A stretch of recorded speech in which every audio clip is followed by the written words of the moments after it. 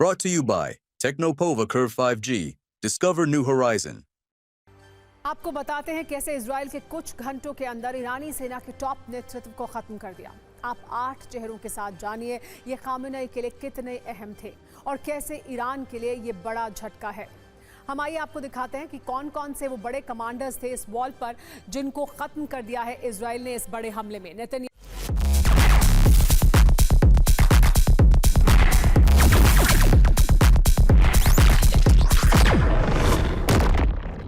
का प्रण ईरानी सेना का नेतृत्व खत्म, पूरी तरह से नेतृत्व खत्म किया है। मोहम्मद बागेरी सेना प्रमुख थे ईरान के, ये मारे गए हैं इजराइल द्वारा किए गए हमले में। मेजर जनरल हुसैन सलामी चीफ ऑफ स्टाफ थे IRGC के, ये भी मारे गए हैं इजराइल द्वारा किए गए इस हमले में।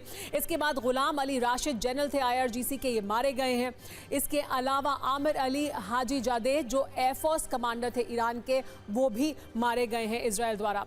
इसके बाद फरीदून अब्बासी जो अध्यक्ष थे ईरानी परमाणु ऊर्जा संगठन के, ये बहुत महत्वपूर्ण व्यक्ति थे ईरान के लिए, इन्हें मारा इजराइल ने। और मोहम्मद मेहंदी तेहरानची जो परमाणु वैज्ञानिक थे, इनके घर पर भी हमला किया गया, इनको भी खत्म किया गया है। और अब्दुल हामिद मनीवेचेहर जो परमाणु वैज्ञानिक थे, ये वैज्ञानिक भी मारे गए हैं। इस तरह से परमाणु क्षेत्र में जो काम हो रहा है उसके जो टॉप लीडरशिप थी उसको भी खत्म किया। और इस्माइल कानी जो चीफ थे कुद्स फोर्स के, ये भी मारे गए हैं। तो इस तरह से इजराइल ने ईरान की टॉप लीडरशिप को खत्म कर दिया है पूरी तरह से ईरान में इस वक्त। लेकिन ईरान ने परमाणु कार्यक्रम रोकने के लिए यह हमला किया गया ईरान पर। इजराइल के ऑपरेशन का नाम है operation rising line. Operation rising line का लोगो भी जारी किया गया है। ईरान पर अटैक के बाद शेयर वाला ये लोगो जारी किया गया है। ये कहा गया है कि अपने नागरिकों की रक्षा के लिए ऑपरेशन चलाया गया। आपको ये भी बता दें, ईरान को चकमा देते हुए इजराइल ने ऑपरेशन किया है। पहले बंधक वार्ता के नाम पर भ्रम फैलाया, सुरक्षा कैबिनेट की बैठक बुलाई गई, PMO के जरिए कई फर्जी आदेश दिए गए। इसी बीच देर रात हमले को हरी झंडी दी गई। इजराइल ने अत्याधुनिक F-16I सुपर फाइटर जेट से अटैक किया था।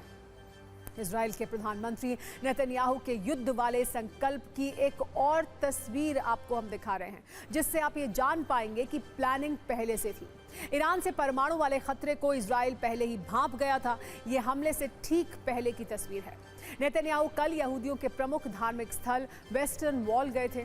यहाँ उन्होंने एक चिट्ठी रखी थी। इस चिट्ठी में उन्होंने यहूदी के समुदाय के बारे में लिखा था कि ये एक ऐसा समुदाय है जो शेरनी की तरह उठता है और शेर की तरह खुद को ऊपर उठाता है। नोट करने वाली बात यह है कि ईरान के खिलाफ इजराइल के ऑपरेशन का नाम ऑपरेशन राइजिंग लाइन है और इसके लोगों में भी शेर की दहाड़ वाली तस्वीर मौजूद है। नेतन्याहू के तेवर ये बता रहे हैं कि वो रुकने के मूड में नहीं हैं।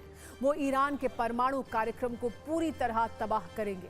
लेकिन अब ईरान भी बड़े काउंटर अटैक की तैयारी कर रहा है। ईरान की तरफ से जंग का ऐलान कर दिया गया है। ईरान ने तेहरान से 120 किलोमीटर दूर जामकरन मस्जिद पर लाल झंडा फहरा दिया है। ये झंडा ईरान में बदले की निशानी माना जाता है। इसे फहराने का मतलब है कि ईरान ने इजराइल के खिलाफ जवाबी कार्रवाई का ऐलान कर दिया है। इस झंडे पर लिखा है, अब मौत का बदला लिया जाएगा।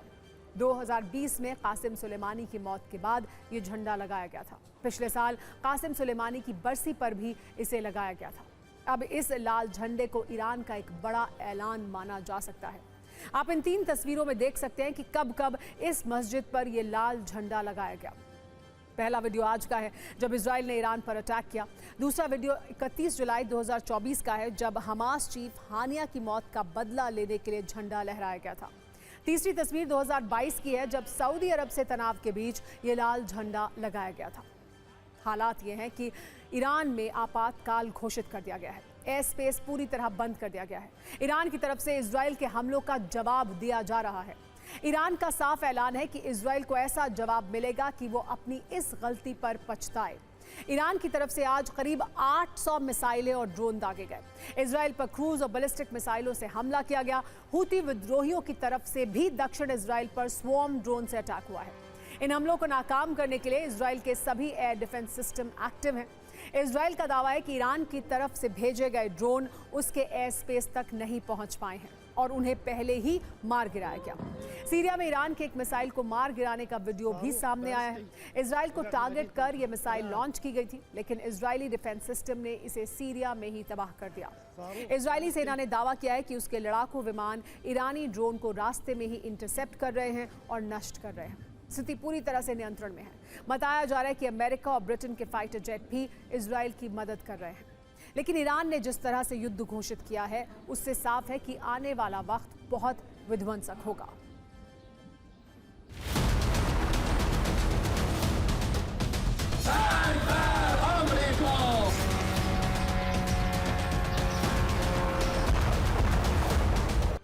ईरानी टीवी चैनल से संदेश दिए जा रहे हैं कि शोक का वक्त खत्म हो चुका है, अब जीत के लिए जंग का वक्त है। इसको लेकर एक वीडियो भी जारी किया गया है, जिसमें दिखाया गया है कि अब इजराइल पर बड़ा हमला होगा, जिसमें इजराइल पूरी तरह से जलकर बर्बाद हो जाएगा। ईरान के सर्वोच्च नेता अयातुल्लाह खामेनेई पिछले कुछ दिनों में कई बार ये कह चुके हैं, अगर हम पर हमला हुआ तो तेल अवीव समेत इजराइल के कई शहर बर्बाद हो जाएंगे। ऐसे में आशंका यह है कि अब ईरान पूरी ताकत के साथ इजराइल पर हमले की प्लानिंग कर रहा है। ईरान अब बदले की बात कह रहा है, लेकिन एक सच ये भी है कि चेतावनी के बाद भी ईरान इन हमलों को रोकने में नाकाम रहा। इसकी सबसे बड़ी वजह है इजराइल की खुफिया एजेंसी मोसाद की प्लानिंग। मोसाद की इस प्लानिंग का ईरान के पास कोई जवाब नहीं था। मोसाद ने ईरान के परमाणु ठिकानों और अहम सैन्य ठिकानों की एकदम सही जानकारी हासिल की। ईरान के भीतर से ही उस पर ऐसा हमला किया, जिसके बाद ईरान को कुछ समझ नहीं आया। एक तरफ मोसाद तो दूसरी तरफ इजरायली एयरफोर्स, दोनों के हमलों के आगे ईरान की तैयारी कोई काम नहीं आई। बताया जा रहा है कि मोसाद ने एयर स्ट्राइक से पहले ही निशाने पर हमला करने वाले हथियार सेंट्रल ईरान में तैनात कर दिए थे। ये हथियार ईरानी डिफेंस सिस्टम के पास तैनात किए गए थे, ताकि जब फाइटर जेट्स ईरान के परमाणु ठिकानों पर बमबारी करें तो फाइटर जेट्स को निशाना न बना जा सके। ईरान को इसकी भनक भी नहीं लगी और एयर स्ट्राइक से पहले मोसाद ने अपने इन हथियारों को एक्टिव कर दिया। एयर स्ट्राइक से पहले ही ईरान के कई एयर डिफेंस सिस्टम मोसाद ने तबाह कर दिए, जिसके बाद शुरू हुई एयर फोर्स की बमबारी, जिसमें न सिर्फ परमाणु ठिकाने तबाह हुए, बल्कि ईरानी आर्मी के 6 टॉप कमांडर भी मारे गए।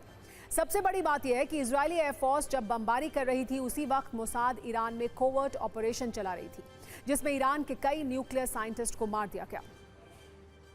इजराइल के इस पूरे ऑपरेशन के दौरान अमेरिका की भूमिका पर भी सवाल है, क्योंकि एक तरफ अमेरिका परमाणु कार्यक्रम को लेकर ईरान से बातचीत कर रहा था, दूसरी तरफ ईरान पर हमला हो गया। अमेरिकी राष्ट्रपति डोनाल्ड ट्रंप ने इस पर बयान दिया। ट्रंप ने कहा कि मैंने ईरान को 60 दिन में डील करने की चेतावनी दी थी। ईरान का भी कहना है कि इस हमले में इजराइल के साथ अमेरिका भी शामिल है। इस पर ट्रंप प्रशासन ने कहा कि उन्हें अटैक की जानकारी जरूर थी, लेकिन वो इसमें शामिल नहीं है। ट्रंप ने कहा है कि ईरान ने अगर डील नहीं की तो ईरान खत्म हो जाएगा। इसका जवाब देते हुए ईरानी राष्ट्रपति मसूद पेजेश्कियान ने कहा है कि हम अमेरिका से बिल्कुल नहीं डरते। ट्रंप ने कहा कि ईरान में पहले ही बहुत विध्वंस हो चुका है। कुछ ईरानी कट्टरपंथियों ने लंबी लंबी बात की थी, वो सब मारे जा चुके हैं। अगर अब भी ईरान नहीं माना तो और भी भीषण हमले होंगे, लेकिन ईरान ने कहा है कि हम इस दबाव के आगे झुकेंगे नहीं और जवाब देंगे। ट्रंप के मुताबिक अगर ईरान परमाणु कार्यक्रम को बंद करने की डील करे तो बाकी ईरान बच जाएगा, लेकिन ईरान फिलहाल अपना परमाणु कार्यक्रम बंद करने के मूड में नहीं दिख रहा है। ईरान और इजराइल के बीच जिस तरह का तनाव है, उससे पूरी दुनिया में चिंता है।